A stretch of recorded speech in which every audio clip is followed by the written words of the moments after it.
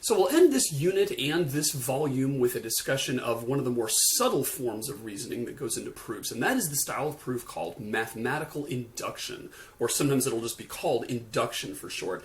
And it's a particular style of proof that's very common, and you'll see this in a lot of different mathematical texts. It's tough to get your head around at first, partially because it feels like cheating. It kind of feels like you declare that you've proved something at the end, and you're like, well, where did you actually do any work? It seems like you just assumed the very thing you wanted to prove. We're not going to do that, but it does seem like that at first, okay? Here's the way mathematical induction works. I think of it like a chain of dominoes, okay? Imagine you have a bunch of dominoes all lined up on a table, right? And now you want to tip one over, right, the first one, and you want to make sure that all the dominoes fall. So essentially what you want to do is you want to say, are all the dominoes going to fall, and can I prove that they're all going to fall? And to do that, you need to have two pieces of information that you've established. And follow me closely on this, because it's easy to get messed up, especially on the second one, right? The first thing you have to establish is simply that you do, in fact, tip over the first domino. If you don't tip it over, then you're just going to be sitting there looking at the train of dominoes and nothing's ever going to happen, right? And you're going to say, aha, they didn't all fall down because no one started the chain, right? So that's sort of a duh thing, but that is one of the things that you have to establish. One of the two things you have to establish in a proof by induction is that the first domino does, in fact, get tipped over. Okay, now, the tricky one. You have to establish that if any domino gets tipped over, then the one after it will get tipped over, okay? That's an if-then statement. That's an implication in terms of predicate or propositional logic. It's an A implies B, okay? Here's the important thing. You are not assuming that every domino is going to get tipped over. If you did that, then you would be assuming what you're going to prove. And it would be like saying, can you prove every domino is going to be tipped over? And I would say, oh, sure I can. Let's assume that every domino gets tipped over. Then they'd all get tipped over, right? And that would just be, circular reasoning out the wazoo, and that wouldn't be convincing to say the least, right? That's not what mathematical induction does, and I want to do that second step again, and we'll do it a couple different ways, but let me just get this again, just sort of in the domino thing, right? You have to prove that you do tip over the first domino, and then you have to prove that for any other domino, if you tipped it over, which you haven't proven, but let's just say hypothetically for the moment that you did tip over domino number 38, or domino number 158, or domino number 6,472, whatever. If you tipped over a particular domino, then that would necessarily imply that the next domino gets tipped over. Okay? And the way this works is with a chain of reasoning, just like dominoes. If you establish that, number one, you do tip over the first domino, and number two, tipping over any domino in the chain implies that the next one will also be tipped over, then you've proven that all the dominoes are going to fall down. And here's how. You've proven that the first one's going to get tipped over, because that's the first thing you had to do, is just prove that the first one gets tipped over. Then, of course, if that first one gets tipped over, that implies the second one gets tipped over too, right? Because you proved that if any domino gets tipped over, then the next one will also. And then if the second one gets tipped over, well, then the third one's going to, right? Because if the second one gets tipped over, then the third one will too. And of course, if the third one gets tipped over, then that implies the fourth one will too, etc. on to infinity. And so what you've essentially done is you've proven that something is true for all dominoes without actually having to prove it for all dominoes, right? You don't have to prove each individual case. You simply have to prove that any domino will cause the next one to fall, and that you did start the train somewhere, and that's going to prove that they're all falling through, right? Okay. Another way to think of this, just kind of before I give you the terms that are sort of formally used, I think of it in terms of proof by recursion. That's kind of my name. I'm not the first one to come up with that. Proof by recursion. And the reason I say that is because the recursive nature of mathematical induction is very reminiscent of the recursive nature of a recursive function that you might write in a language, right? If you've done any programming, you've probably done recursive functions where a function calls itself. If you haven't do that, think back to our episode 5, where we talked about trees, right? And we did things like traversing a tree. We said, you can traverse the tree by first traversing the root and then visiting all the nodes in the left subtree and then all the nodes in the right subtree, right? That was the pre-order traversal for a binary tree. Now, what you do there is you basically say, I'm going to traverse this whole tree, But I, the root, don't really feel like doing much work. I don't feel like navigating through all the different nodes and all of my children and all my grandchildren and all my descendants all the way to the bottom of the tree, because that's too much work, right? So what I'm going to do is I'm just going to procrastinate and pawn off the work on somebody else. I'm going to say, I'll visit myself, whatever I'm supposed to do to all the nodes in the tree, I'll do to myself, the root. And then I'll just say, left subtree, go do all the ones below you. And then right subtree, go all do the ones below you. And that handles it, right? That ends up visiting everyone, because each node says, okay, I'm going to visit myself, and then all the ones on my left and right children, each of which say, I'll visit myself, and then all the ones on my left and right children, etc., etc., etc., right? So the point is, you end up visiting every node, even though you kind of feel like you cheated. You kind of start off saying, well, gosh, I'm just going to visit myself, and then just pawn off all the real work to somebody else. And it's kind of like, well, where does the actual work get done? And the answer is, at every little step, you're doing a little additional increment of the work, such that when you finally finish, you have in fact visited all the nodes. Okay, that's really what's going on in mathematical induction. It's like we haven't proved it for all dominoes. It's just that we proved it for the first domino, and we proved that if any domino in the chain it happens to, then the next one will follow, and that's enough to logically convince us that it will happen for everything. Okay, so proof by mathematical induction. There are two forms of it, actually. One's called the weak form and one's called the strong form. We're going to do the weak form in this segment, and then the strong form we'll finish up in the next segment. All right, so let me do an example here. I'm going to do a proof. I'm going to prove that, at least in our state, all legal drinkers can vote. Which I've always found interesting, by the way. You know, in our country, in our state, you can drink at age 21. You have to wait till then, right?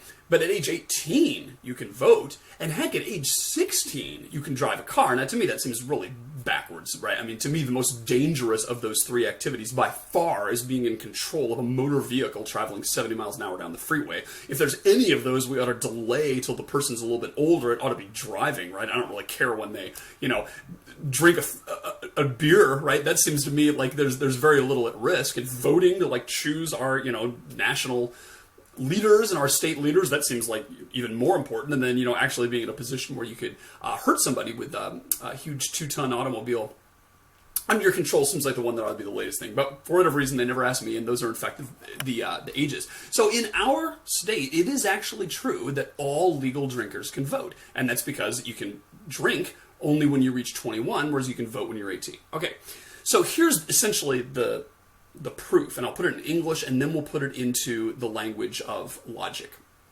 So first of all, a 21-year-old can vote. So as I said, the first thing you have to do is tip over the first domino in the chain. And the name for this step is called the base case. The base case is the first easy example that you're going to prove at the start of your chain. Okay? It's called the base case. It's never the hard one. The hard one is the inductive step, which is what we're going to do now. Here's what I'm going to say. If you can vote this year, you can also vote next year. Now I'm going to put a big underline under this because this is a common point of misunderstanding. What I am saying in step 2 is not assume everyone can vote this year, right? I am not saying you can vote this year, because if I did that, then I wouldn't be proving anything. I'd just be stating what it is I was supposed to be proving. What I'm saying is if you can vote this year, which you might be able to, might not. If you're only 15 years old, you can't. If you're 23 years old, you can. If you're 18 years old, you can. If you're 17 years old, you can't, right? So it's by no means the case that you can vote this year. You have to be a certain age. But if it's true that you can vote this year, then certainly you can vote next year too. And why is that? That's because nobody's, as we all know, getting any younger. There is never going to be an age at which you say, man, this is my last year to vote in an election. Next year I'm ineligible. That never happens. because you never get younger from one year to the next, and we don't establish a maximum age for being able to vote, right? So that's the reason that number 2 holds in our world, okay? Now, this second step is called the inductive step. And this part right here, just that part, is called the inductive hypothesis. And we're going to use that term when we do some more difficult proofs. We're going to say, by the inductive hypothesis, yada yada yada is true. Therefore, we can establish something else. Okay, so the inductive step is the name for the entire step 2. And the inductive hypothesis is just the if part of step 2, right? It's the thing that it's contingent on. If you can vote this year, then we can guarantee you can also vote next year. If you can't, then all bets are off. We're not making any promises, right? So it's just like an implication. And in fact, what we're going to do is write this out in logic, and you will see that that's exactly what's going on. Here's what we're going to do. We're going to say, we're going to make a predicate called vote. Or maybe instead of calling it vote, I'll call it can vote. That's a little bit clearer. Can vote. That is a predicate. And that predicate can be true of an age or not. So we can say, hey, 15-year-olds, can they vote? The answer would be false. Hey, 29-year-olds, can they vote? The answer would be true. Okay? So we're going to say, let can vote of X be the proposition. Remember, when we actually give a predicate an argument, it is a proposition.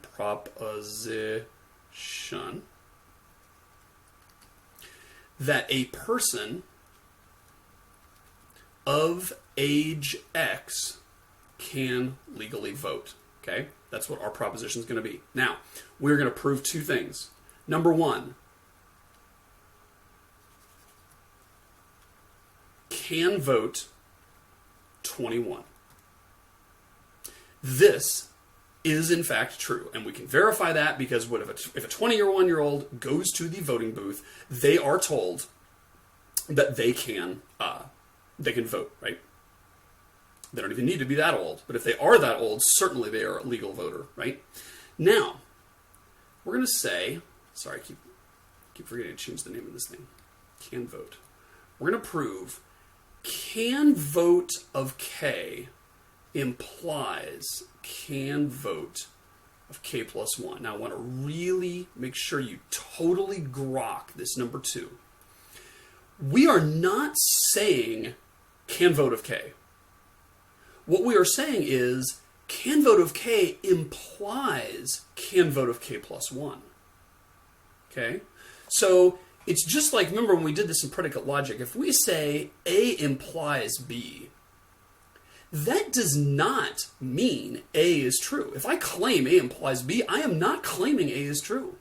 What I am claiming is that if A is true, then I promise that B is also true. But I am not, by this statement, claiming that A is true. Right? Okay, so what we're proving down here in step number 2 is simply that can vote of K being true would imply that can vote of K plus 1 is also true. And that is simply a reflection of that, right? Since nobody's getting any younger, that means a voter that is K years old will also be able to vote in year K plus 1 if they could vote in year K, right? So can vote of 7 is certainly not true. And remember, can vote of 8 is not true, and this is okay. That right there is a true statement. Make sure you remember that from episode 8 rather, right? False implies false is legit. It's happy. Boy, it seems weird, but it's true. Because what we're saying is you're not claiming, or you're not a dirty, rotten liar if you say this. If you say can vote of 7 would imply can vote of 8, that's just a matter of saying, well, you know what? I don't know if a person 7 years old can vote or not, but if they could, they sure could vote when they're 8 years old. That is a true statement. It just so happens that you can't vote legally when you're 7 years old, but that doesn't make the person who said this circled thing a dirty, rotten liar. Okay? So, what we've done here is we've said, number 1, can vote of 21. We have just proven that that is true. Number 2, we have demonstrated, because of the no one's getting younger principle, that can vote of k implies can vote of k plus 1. And again, this whole step 2 is called the inductive step. And this part right here is the inductive hypothesis. The inductive hypothesis is a person of years old k can vote. That's the inductive hypothesis. And what we're saying is, if that's true, can we prove that a person k plus 1 can vote? And the answer is yes, because no one's getting any younger, right? Okay, therefore, what we do, this isn't even 3, this is just done. Therefore, for all n greater than or equal to 21 can vote of n. That is what we set out to prove. Now, this looks geeky, but think about what this is saying. This is saying for all numbers n that are greater than or equal to 21, which is just a matter of saying for all the possible ages at which you can legally drink, it is true that you can vote. Can vote of n is true. Can vote of n is what we're saying for all n greater than 21. Now, it is weird, I agree, that we use n right here and we use k right here, and that's very, very common. And I guess just the way to think of it is that k is our little temporary, hypothetical, one step in the chain letter, whereas we use n typically when we're sort of summing up the entire chain, which is what we're doing right here, right? This thing in the red box, this is our golden treasure, right? That's what we set out to prove. We set out to prove that all legal drinkers can vote legally. And in order to do that, we used k along the way to sort of say, well, for any k you might name, k, being able to vote at age k, implies you can vote at age k plus 1. Okay, so it's a little bit, a little bit weird notation there or whatever, but that is in fact the thing. Now, let me state this generally, right? And this is the general mathematical induction. And again, this is the weak form. We'll do the strong form in the next episode, or the next segment, rather. It looks like this. Suppose you have a predicate p sub n. Notice the domain is a natural number. A natural number. That means something like an age, right? We're not proving it for people. We're proving it for ages of people, really, right? So we have to cast it as a natural number, which is sometimes super easy and sometimes a little tricky. And we'll see an example where it's a little tricky in a minute, right? So what mathematical induction says is if you can prove both these things, number one, p of 1, and again, when I say p of 1, what I mean is p of 1 is true, right? This is a shorthand for saying p of 1 is true. If you can prove that this is a true assertion, p of 1, and again, we didn't use 1 in the last example, we used 21 because we were starting the dominoes at 21, but normally we're going to start at 1 or 0, okay? Basically, there is a start. That, again, is the base case. That's what that's called. And the second thing you got to prove is for all k, p of k implies p of k plus 1. If you prove that for any number k, the fact that p of k is true, we didn't say it was, but we said if it is true, then that would imply that p of k plus 1 is true. If you've proven those two things, then you can conclude. Then you have proven, and we mathematicians officially will believe you, that for all n, p of n. So the name of the game is proving that your proposition is true for all natural numbers, right? Typically you start at 0 or 1 and you say I'm going to prove it's true for all numbers up to infinity, right? And the way you do that is you say prove it for the first number and then prove that if it's true for any number, it would also be true for the number following it. And if you do that, then mathematical induction says bada boom, you can claim it's true for all numbers and you're guaranteed to be right. Okay? Let's look at an example that's not, drinking and voting here, right? Here's a famous example that Carl Gauss came up with, and it's sort of legendary, the story about that. He was evidently in trouble in school, and he got out of it with this little trick. So 1 equals 1, I think you'll agree with that.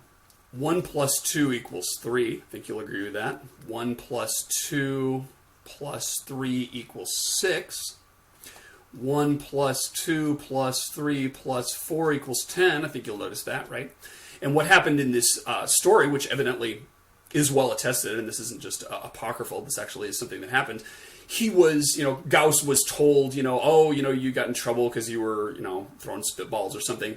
And so I'm going to make you go into a corner and add up all the numbers from 1 to 100, right? And the teacher thought he would be doing a lot of busy work that would be punishment for what he did. But Gauss discovered a trick. And the trick he noticed was, if you look at all these examples, it looks like in every case, the sum of I goes from 1 to n of I equals n times n plus 1 over 2 of all things.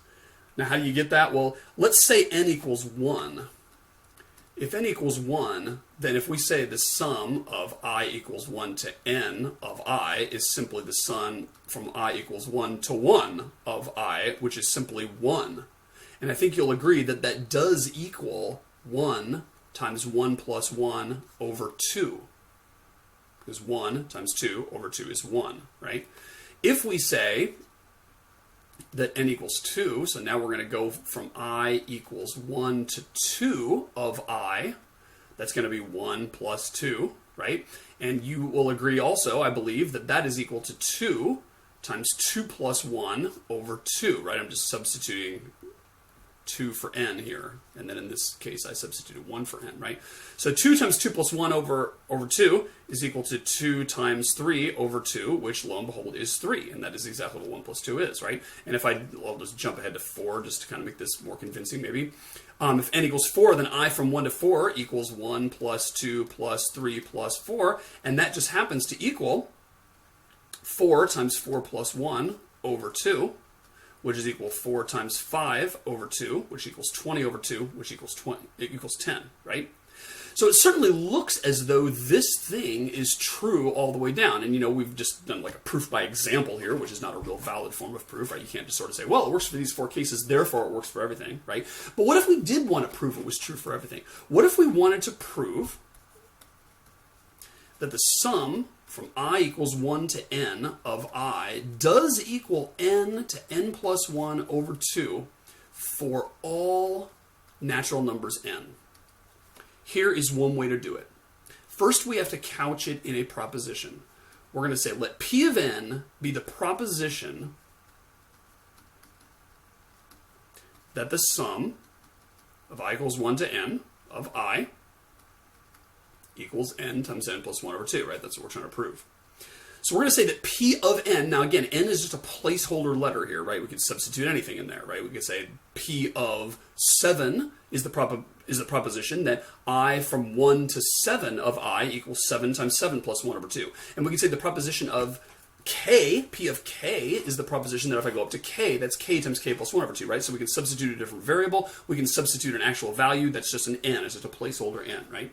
Okay, so here's how we're going to do it. We're going to do our 2 things. First, our base case. We're going to say, note that P of 1 is true. And we did that on the previous slide, right? We just plug in 1 for n, and it turns out to be true. Okay, great. That's the base case. Now, the inductive step.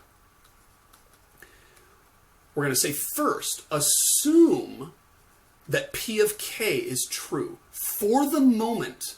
Now, this is where students always get messed up because it seems like we just said, oh, well, then assume it's true for all k. No, that's not what we're saying. We're saying, let's just assume for the moment, just hypothetically for a second, let's say we knew P of k was true. Now, do we want, or can we assume that P of k plus 1 is also true? In other words, can we prove that P of k being true would imply that P of k plus 1 is true? And we're going to do a little algebra to prove this, but I don't want you to lose the forest for the trees, right? This here is the thing we're trying to prove. We're saying let's assume this by the inductive hypothesis, and let's see if this here follows logically from that. And if it does, we're golden by mathematical induction. Okay? So what we're going to do is we're going to say, by the inductive hypothesis, P of k is true, which means that the sum from I equals 1 to k of I equals k times k plus 1 over 2. We're assuming that for the moment by the inductive hypothesis. So we're making the inductive hypothesis. So what we're saying is 1 plus 2 plus 3 plus da-da-da-da-da-da plus k equals k times k plus 1 over 2. Now, I just want to stress again, beat this to death.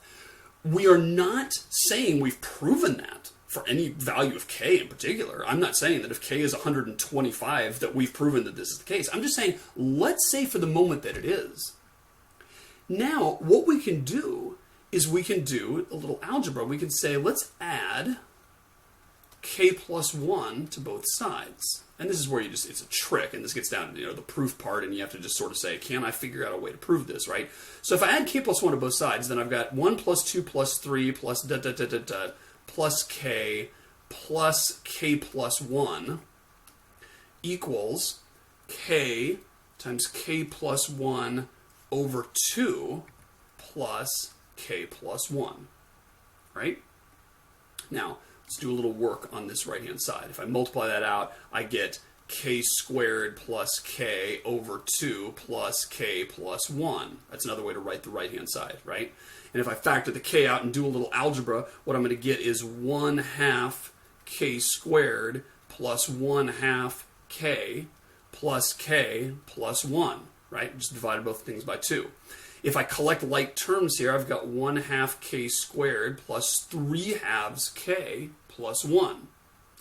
If I then, take the 2 out of it in the denominator, that's equal to k squared plus 3k plus 2 over 2. If I factor the numerator, I get k plus 1 times k plus 2 over 2.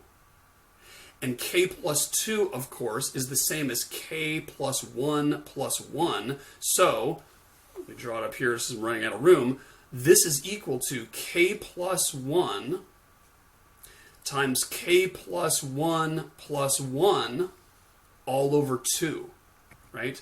And so what I've got here is k plus 1 right there and k plus 1 right there. And that, you will notice, could be written in another form as p of k plus 1. Because p of k means the sum up to k is k times k plus 1 over 2. That means p of k plus 1 means the sum up to k plus 1 equals k plus 1 times k plus 1 plus 1 over 2, right? So it gets a little bit messy with all the algebra there. But what we've done is we have proven that this thing right here, that being equal to that, does in fact follow irrefutably from the inductive hypothesis. And so what we've done is we've said, since p of k being true for some k would necessarily imply that it is also true for k plus 1, since that's the case, and since it is true for p of 1, bada boom, we've proved it for all numbers. And so, believe it or not, that is an airtight proof that says no matter what number you pick, if you add up the integers from 1 to that number, it is going to equal that number times that number plus 1 divided by 2. All right, so we've got another example here. Switch gears from numbers. Let's say we want to prove that the number of leaves in a perfect binary tree is 1 greater than the number of internal nodes. Not sure why we would want to prove that, but suppose we did. So again, always helps to start with examples. Let's remind ourselves what a perfect binary tree is. Remember, perfect binary tree is one where every single level is completely packed, right? So that's 1. Now, ask yourself, how many leaves does that thing have? And the answer is 4. How many internal nodes does it have? The answer is 3. Hey, check that out. The number of leaves is 1 less than the number of internal nodes. I wonder if that always works. And of course it does, otherwise I wouldn't be using this example. Right there we have 2 leaves and we have 1 internal node. Remember, an internal node just means any node except a leaf, right? And 1 is in fact 1 less than 2. If we do this one, this is the last one I'll do because it gets unwieldy.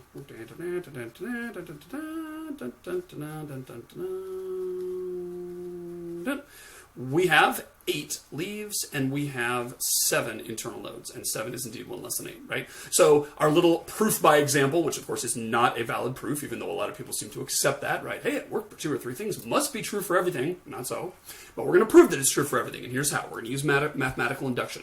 First, we have to come up with a proposition in terms of the natural numbers. Now, again, we're not dealing with numbers here in this example very much. We're dealing mostly with trees. But what we're going to do is we're going to say, let P of n be the proposition that a perfect binary tree of height n, it's going to be our trick, we're going to parameterize on the height, has one more leaf than internal node.